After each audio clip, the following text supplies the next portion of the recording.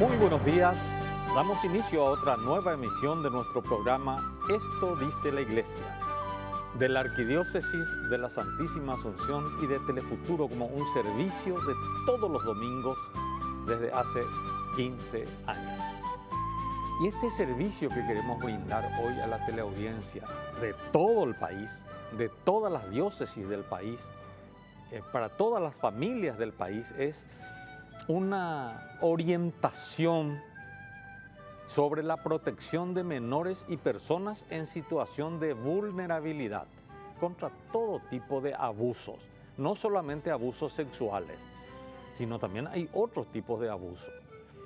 Y vamos a también tratar de conceptualizar adecuadamente qué es acoso, qué es abuso, qué es violación. Nos acompaña para hablarnos realmente con propiedad de estos temas nuestra querida invitada de siempre, Liliana de Acosta, miembro de la Comisión de Protección de Menores de la Conferencia Episcopal Paraguaya, pero ella suele venir como secretaria ejecutiva de familia de la CEP. ¿Qué tal, Liliana? Buen día. Buen día, Roque, buen día a toda la teleaudiencia de Esto dice tu Iglesia, y encantada de poder estar nuevamente con todos ustedes y hablando de estos temas que llegan a ser tabú dentro del ámbito familiar, que es lo mío. Exacto. Bueno, ustedes saben, la opinión pública sabe que hubo casos en estas últimas semanas en instituciones de educación sobre abuso a niños, a alumnos, a estudiantes. A partir de eso se desencadenaron una serie de nuevas denuncias, de nuevos casos, y nos damos cuenta que este es un caso que ha estado bajo la alfombra, por decirlo así, o en silencio, pero que ha venido ocurriendo. Entonces es muy importante tomar conciencia y sensibilizarse ante estos hechos, saber que pueden estar ocurriendo en los ámbitos donde nosotros nos estamos moviendo, y por consiguiente necesitamos saber recibir algunas orientaciones de personas que saben. Vamos a hablar por eso de protección de menores y personas en situación de vulnerabilidad. Liliana, podemos comenzar con este mismo título ahora, menores y personas en situación de vulnerabilidad. ¿Podés explicar un poco de quiénes estamos hablando cuando estamos hablando de menores y personas en situación de vulnerabilidad? Bueno, en primer lugar, me gustaría leerte el concepto de lo que es un abuso por la Organización Mundial de la Salud, y después nos referiremos a quiénes son menores de edad y quiénes son personas en situación de vulnerabilidad. La Organización Mundial de la Salud dice que se considera abuso sexual infantil a involucrar al niño en actividades sexuales que no llega a comprender totalmente, a las cuales no está en condiciones de dar consentimiento informado o para las cuales está evolutivamente inmaduro y tampoco puede dar consentimiento, o en actividades sexuales que transgreden las leyes o restricciones sociales. Hablamos menores de edad, menores de 18 para abajo, personas en situación de vulnerabilidad, personas, los adultos mayores, como también las personas que tienen alguna dificultad en su área de desarrollo cognitivo y emocional, que se diría una discapacidad intelectual. Y así como escuchamos, se considera todo abuso de poder, ya sea por amenaza, fuerza o cualquier otra circunstancia coercitiva. En los niños, un abuso de poder es obligarles a hacer algo que ellos no consideran bueno. En los colegios, en las escuelas, hay una onda post-pandémica de los retos. Hacer retos para llegar a pertenecer a diferentes grupos. A ver, pues vamos a ponerle su sinónimo, porque el reto, la gente, ¿por qué me retaste? Te dice la gente, ya oro su vejina. Nosotros estamos hablando en este caso de retos como desafíos. te desafío a que hagas tal cosa. Más o menos, ¿es así?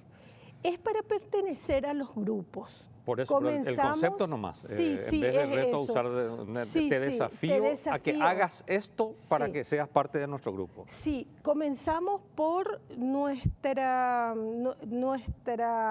pandemia, el encierro pospandémico. Los niños estaban muy expuestos a las redes sociales. En las redes sociales y en algunas redes sociales existían como desafíos o retos a los cuales los chicos tenían que filmarse, alzar en redes, ¿te acordás? En época de pandemia, y para pertenecer a diferentes comunidades. ¿Mm? Eso ahora se llevó al área, digamos, práctica, donde los niños para pertenecer o tener el resguardo de niños más grandes, llegan a cumplir desafíos que a la larga los propios niños no quieren realizar. ¿Mm? Robar cosas de su casa, hacer alguna broma a algún compañero, y eso comienza como pequeñas particularidades de cambios conductuales en nuestro hijo, que es lo que nosotros como padres tenemos que tenerlo muy en cuenta. Hay cambios de conductas muy llamativas. Ya, interesante. Entonces, menores, la ley determina que son de 18 años para abajo, ¿verdad? Así mismo. Y y personas en situación de vulnerabilidad, adultos mayores y personas con algún tipo de discapacidad intelectual, dijiste. Sí. Y no entran los que tienen discapacidad física.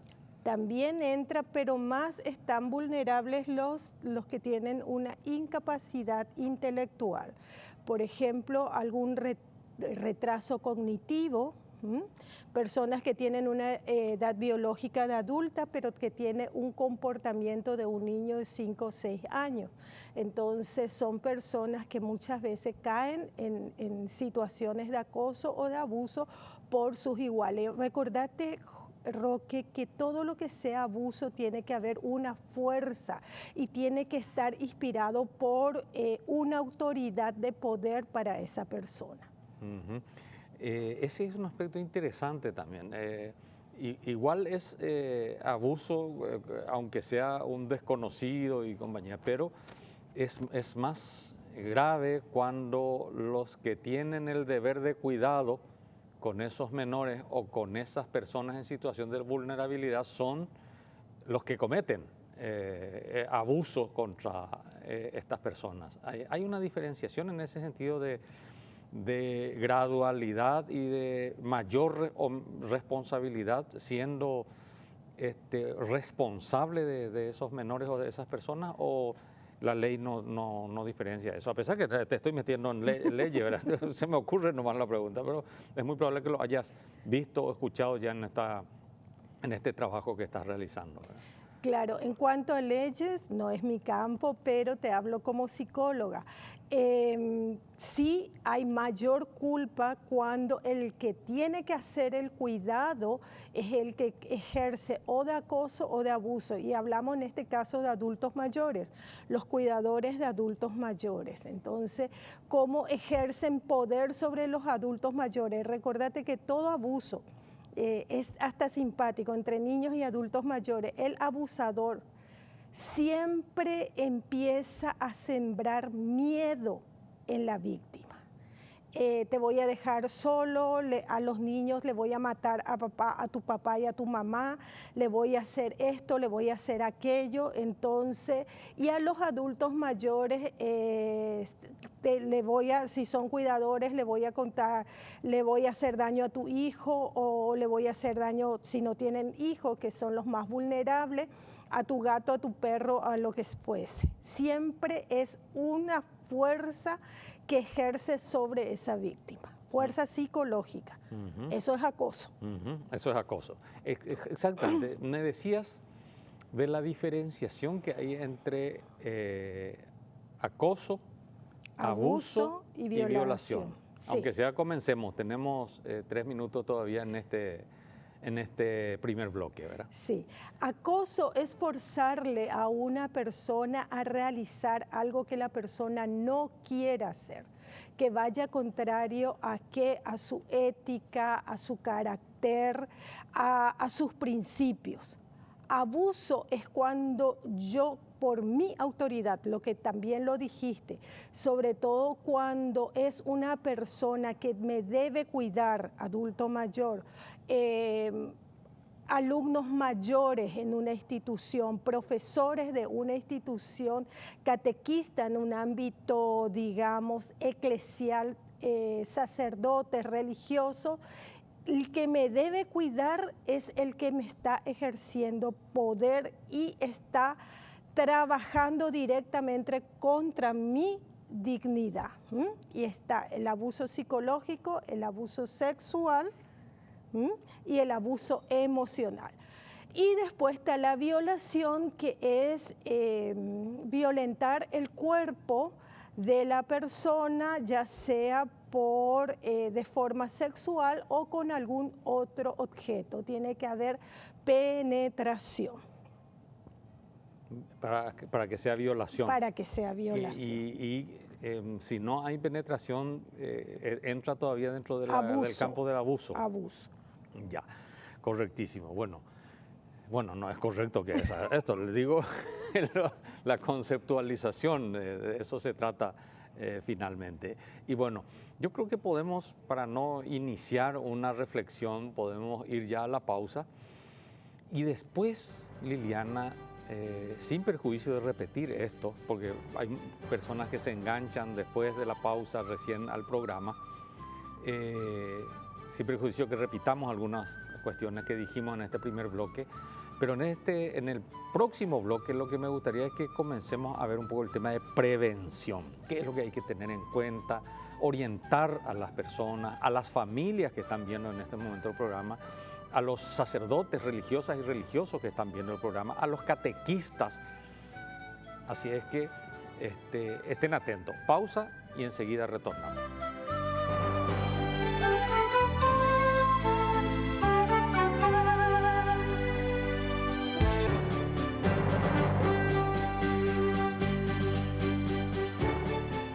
Estamos en esta mañana de domingo, en este espacio que justamente trata de enseñar desde la perspectiva de la Iglesia sobre determinados aspectos que nos toca vivir en la sociedad y como personas. Hoy estamos hablando de la protección a los menores y personas en situación de vulnerabilidad. ¿Por qué decidimos abordar este tema?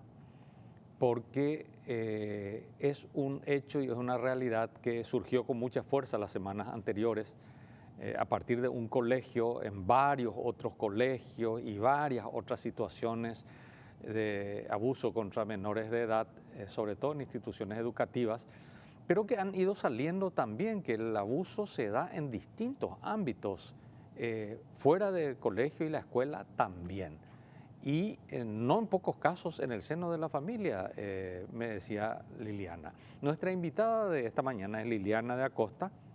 Ella hoy está como invitada como miembro, como psicóloga, miembro de la Comisión de Protección de Menores de la Conferencia Episcopal Paraguaya, pero su rol habitual es ser secretaria ejecutiva de la Pastoral de Familia de la Conferencia Episcopal Paraguaya, junto con su esposo Hugo, que no la deja nunca sola y está allá sentado acompañando a Liliana, ¿verdad? Liliana, repitamos los conceptos y luego vamos al tema de la prevención. Primero, concepto de abuso que habías leído, menores, personas en situación de vulnerabilidad, ¿quiénes son? Y ya lanzo la pregunta al planteamiento, de decir, bueno, ¿y qué debemos tener en cuenta? ¿Qué orientaciones podés dar como psicóloga, como pastoral familiar a los padres, a los tutores, a los maestros, a los sacerdotes religiosos y religiosas que están viendo el programa en estos momentos? Bueno, Roque, volvamos, que el abuso es toda acción que ejerce fuerza sobre una persona y se necesita que haya autoridad entre el abusador y la víctima. Simple. Dos, se diferencia 3 niveles: el acoso, el abuso, que se vuelve a subdividir en abuso físico, abuso psicológico, emocional, y después la violación, que ya es, como dice, violentar el cuerpo de una persona. Lastimosamente, por mi experiencia, en nuestro país no se comprende mucho que el acoso es igual y de importante y de grande que una violación, que no tiene que haber una violencia en el cuerpo de nadie para que haya un delito. Eso tenemos que tener bien en claro. ¿Qué es un acoso? Es toda acción que yo obligue a hacer a un niño, a una niña, a una persona en situación de vulnerabilidad. ¿Quiénes son las personas en situación de vulnerabilidad? Nuestros adultos mayores y personas en situación de discapacidad, ya sea intelectual o física, como ya lo dijiste. El acoso, de repente el famoso, estaba jugando nomás y le derramé toda la plasticola en la mochila del compañero y lo obligué a que se siente encima. Juega nomás, no es un juego, no es un juego. ¿Qué es abuso? Abuso es obligarle a una persona a hacer algo que vaya contrario a sus valores, sus principios. Un abuso, pues, son, por ejemplo, los retos en donde la vida del niño o la niña pueda estar significativamente en peligro. Tuvimos ya en épocas de pandemia situaciones de retos o desafíos, como vos le decís, en donde los chicos tenían que ponerse con una cuerda en cierta parte del techo y sostener lo más posible la respiración. Muchos terminaron en suicidio. Entonces, y todo eso filmado. Todo eso filmado, eso es un abuso. Y violación es toda acción sexual donde se involucre el cuerpo de la víctima y que haya penetración de objeto, de algún otro objeto, puede ser genitales u otro objeto, ya sea por la vulva o por el área anal. ¿Qué hacemos para prevenir? ¿Cómo yo le prevengo a mi hijo? Primero, papá y mamá siempre tienen que dejarle en claro a los chicos que papá y mamá siempre le van a ayudar y cuidar. Tenemos que recordar que el abusador abusa a través del miedo, las amenaza a los chicos pequeños. Le voy a matar a tu papá, le voy a matar a tu mamá, hasta el perrito le va a matar. Siempre tenemos que ser Superman y la Mujer Maravilla. Nadie puede contra mí. Vos me contás, nadie me va a hacer daño. 2, tenemos que enseñarle a nuestros hijos que hay secretos buenos y secretos malos. ¿Qué son los secretos buenos? Los secretos buenos son: vamos a hacerle una fiesta sorpresa a papá en el cumpleaños y vamos a comprar algo y vamos a guardarlo y vamos a invitarle a los tíos, a los abuelos, y no le cuentes a papá. Es un secreto bueno. Secreto malo es todo aquello que atente contra el niño.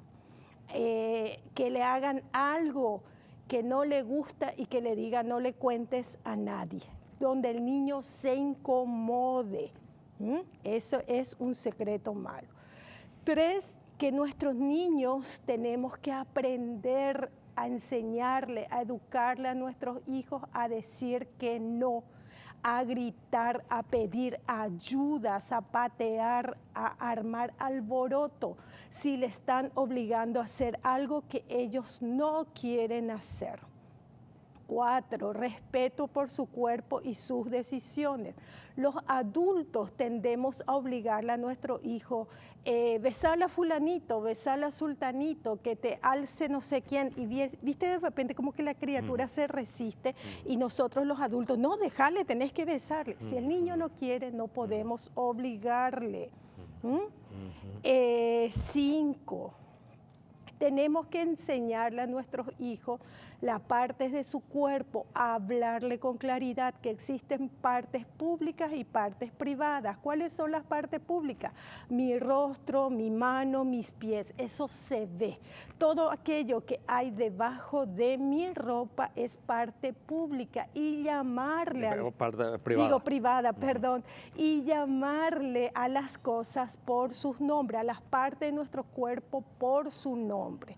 Los padres tendemos a ponerle nombrecitos a las partes íntimas del cuerpo y tenemos que enseñarle a nuestros hijos a llamarle por los nombres y enseñarle que esa parte que está debajo de la ropa no se toca ni se ve, nadie toca ni ve, ni yo tengo que tocar ni ver la de otra persona. Eso tenemos que enseñarle bien clarito a nuestros hijos. Y sobre todo, enseñarle a que tengan conocimiento de sus cuerpos y sensaciones.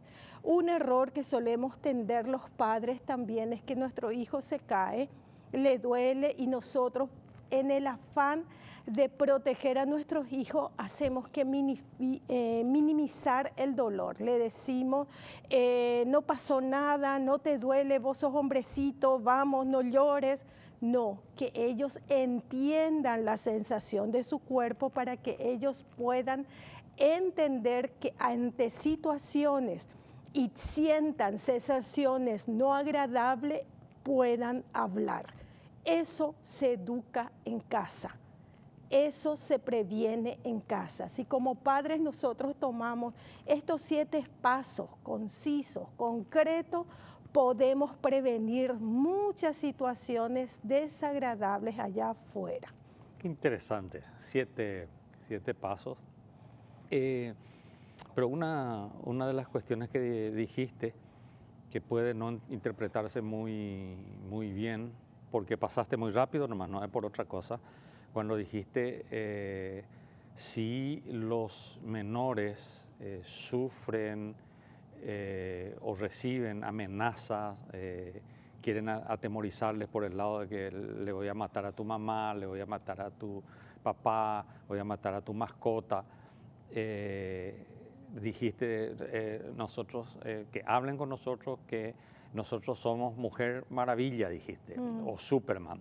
Esa parte podrías profundizar un poco. Estamos hablando de niños y hablo de primera infancia. ¿Cuál es primera infancia? Hasta 6 años. Hablamos de lo que sería etapa kinder, etapa preescolar hasta primer grado, que es la primera infancia en donde los niños son muy susceptibles y muy crédulos, digamos, ante los acontecimientos externos.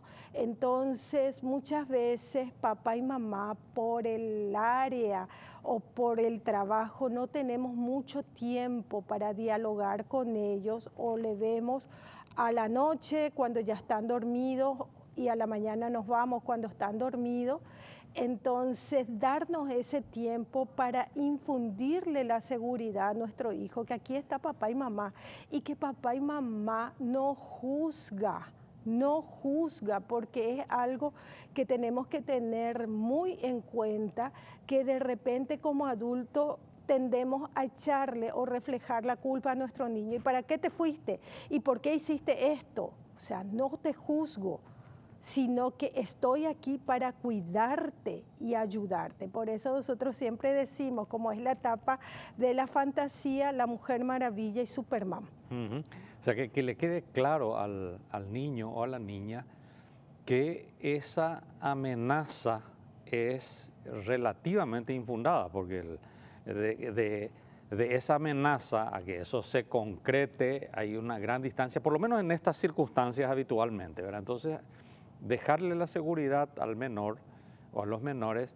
de que esa es una manera es mentira, que papá y mamá no van a correr riesgo y que siempre, y esto es importante también, Liliana, recalcar, siempre el niño o la niña le cuente todo a papá y a mamá, todo lo que le sucedió en el día, lo lindo y lo no tan lindo, que tenga esa confianza de decirle, mami, yo hoy tal cosa, se me acercó, me dijo, hizo. Eso es importante, Liliana.